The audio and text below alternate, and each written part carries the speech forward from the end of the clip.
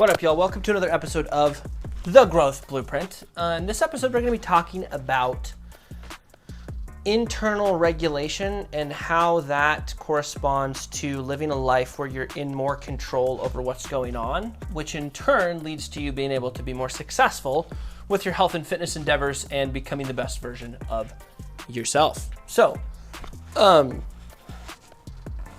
I'm going to talk about my personal experience and the experience of some of my clients and kind of help you understand what it can kind of be used for. And so I guess just to kind of like cut the crap right off the bat, I am not really like an energy kind of woo-woo individual. It's never been kind of my cup of tea. I've never really bought into it. I'm like a kind of like a cold, hard science, numbers, data kind of individual. It's how I've always been. If you ask my clients, it's how I coach. Like we're not really doing stuff based off of intuition or making guesses. Like it's data, it's numbers, this is what this is telling us, this is how this goes. And so I'm leading with that because I want you to understand that, like, as woo-woo as this kind of is, there's some really awesome physiology behind it that we're gonna talk a little bit about. So something I have done in the past is meditation, and it's something that recently I've started doing more of and encouraging some of my clients to do more of as well. And to kind of set the stage for this, you know, most of us do a lot of existing just kind of in our heads. And the kind of train of thought that occurs throughout the course of a day, we are more or less kind of passive observers of. And so, you know, I'm sure you've experienced days or weeks or months or maybe even years where you are just kind of going along this roller coaster of having anxiety, having these thoughts come up. You know, maybe you're struggling with anger.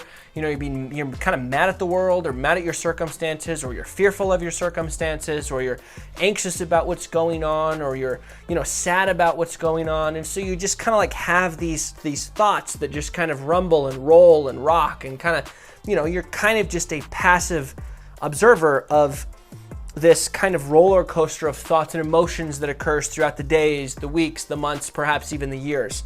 Now, the first kind of thing that I want to help you understand is that we are not passive observers in our life, okay?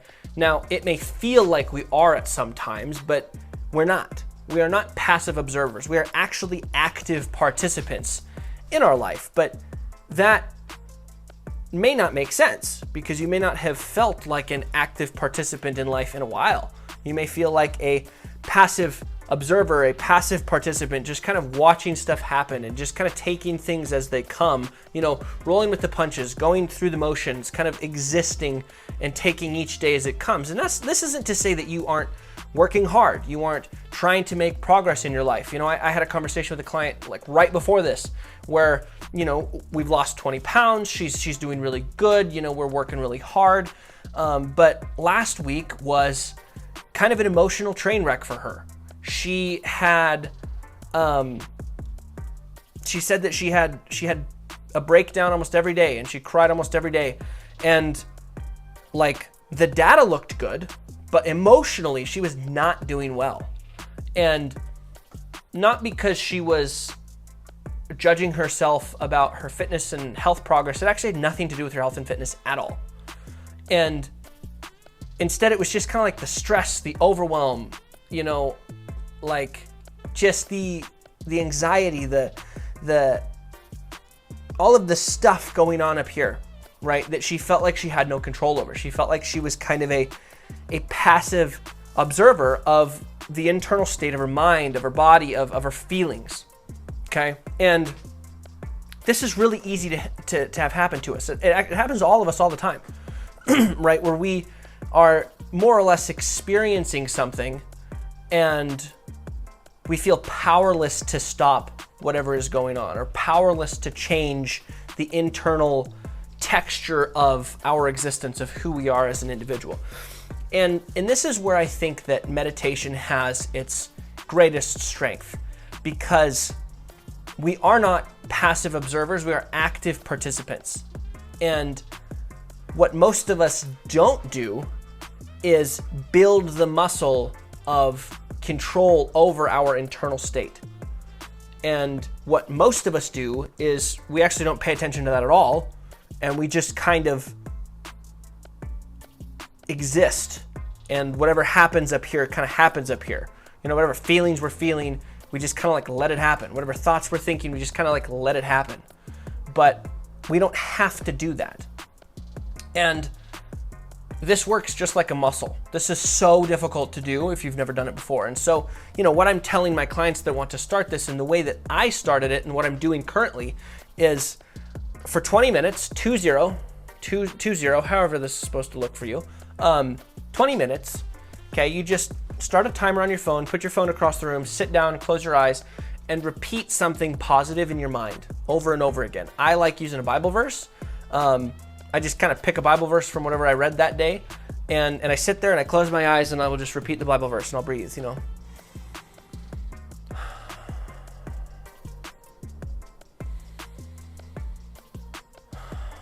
And inevitably what happens is you will get distracted, okay? And you will get distracted as you're sitting here repeating whatever you're repeating, and your brain is gonna go boo, and it's gonna go off on some tangent about, you know, the kids, what you did or did not do at work, if something you forgot to do, maybe there's something you need to do, maybe there's something coming up, maybe you were in an argument, maybe you're feeling anxious about something. Inevitably, your mind is gonna take off. And the point is that when that happens, we realize it, okay? Sooner or later, you will realize that that's what's happened. And then you can be like, wait a minute, that's not what I'm supposed to be doing. And you can come back to what it is you were supposed to be repeating, calm yourself down, and start repeating that again, okay? And you start repeating whatever you're repeating, you start repeating that again, breathing, and then boom, your mind's gonna take off again. And this is gonna happen. It's gonna be these cycles of you're focused, you're controlling the internal state, and then the internal state just goes poof, and explodes into turmoil, and your brain takes off, okay? And then you have to recognize that, bring it back to what you were doing, and control the internal state. And this is how this works, right?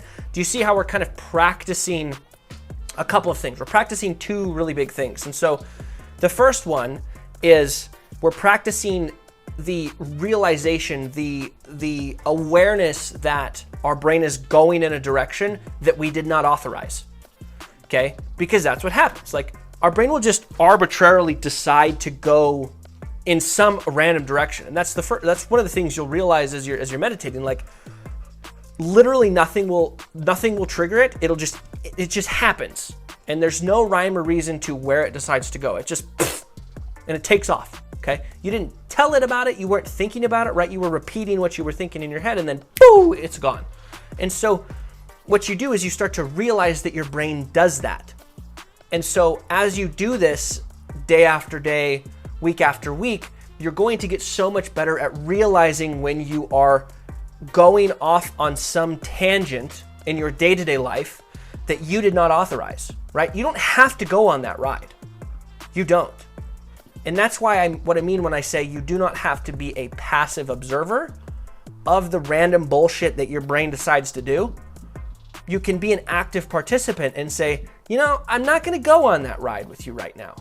You know, maybe it's something that you do need to give some attention to, but maybe it's not an appropriate time for that, right? Maybe that's something that needs to wait, right? Maybe it's not worth the anxiety right now, okay? And so you build, this first thing we're working on is you're building this awareness that that is what your brain is doing. That your brain will just take off on some direction and on some tangent. And if you're not aware of that, which most of us aren't, we're just buckled in along for the ride. And who, you know, whatever happens is gonna happen. And that's just the way that it's gonna be. But we do not have to be that passive observer. We can be the active participant that says, hey, I've been practicing this. I'm not gonna take that ride with you right now, brain. I'm gonna do something else. Okay. The next thing that we're really working on practicing is as you get better and better and better and better at this, right?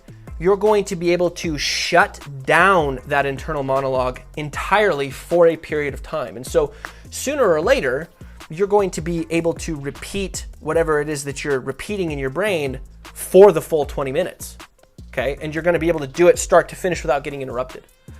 And what this is going to enable us to do is it's going to you just shut the internal monologue up for a period of time. And what that does for you is it shows you a couple of things. It shows you, okay, I am not my thoughts, right? Because you can close out the noise, you can shut down the noise, you can turn off the internal monologue, and you're still there. And you're actually very present. You're in the moment. You are participating and being very fully without the internal monologue. And so it starts to empower you, and it proves to you that you are not your thoughts. Your thoughts are a part of the existence that you have, but they are not who you are. You are something else. And as a consequence, right, you build this space between you, really what you are, and all the other shit that's going on in your life, okay? And this space, this ability to separate you and your individuality from all the other crap that's going on in your life is huge, because most of the time we don't live that way. We don't live as if these things are separate. We live responding and reacting to all of that shit that's going on in our life, right? And as a consequence, it is who we are, because we have not created any space to do anything else. And so all we have is reaction, right? All we have is an existence of reacting to the world around us and everything that's going on, okay? But as we practice this meditation, as we practice creating this space that does not have anything else in it except you and your practice of being present with yourself in the moment, okay, some really cool things are gonna happen. And there's a bunch of stuff that's gonna start to kind of bubble up, right, from the depths. Stuff that you probably haven't thought about in a long time. Things that you used to enjoy, problems that you haven't thought about in forever, right? Stuff that makes you nervous, stuff that makes you uncomfortable.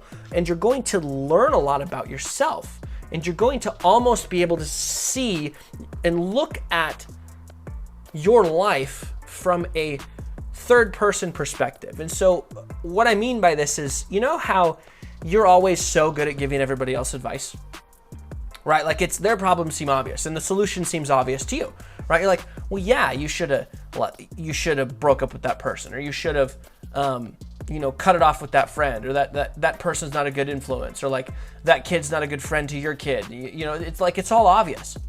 It's all very obvious to you, and you think that it should be clear to the other individual. But it's not the case for you in your own life that you're able to do that. Well, by creating this space to exist in outside of all the other bullshit in your life, okay, this space is almost going to enable you to see your life in a more objective way, okay? And it's going to empower you to start to decide how you want to respond to all of this stuff. You're going to be able to assess, okay, is the way that I'm responding to this, or this, is this a response that's moving me closer to my goals, or is it something that's hindering me? Is it something that's slowing me down? Is it something that's holding me back? Okay? And I know this sounds ridiculous and profound and like it's woo-woo and doesn't work, but I swear to you, do this every day for a week and your life will never be the same. You will never stop doing it. It's crazy. And